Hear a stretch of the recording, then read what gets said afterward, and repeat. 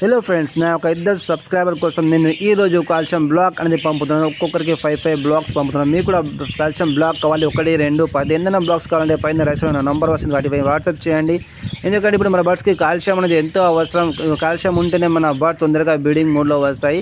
నేను తయారు చేసే ఒక బ్లాక్లో విటమిన్, మల్టీవిటమిన్, కాల్షియం, మినరల్స్ అన్నీ ఉంటాయి. దీనివల్ల ఈ ఫీమేల్ కానివ్వండి మేల్ బ్లాక్ తినడం వల్ల చాలా తొందరగా బ్రీడింగ్ మోడ్లో వస్తాయి.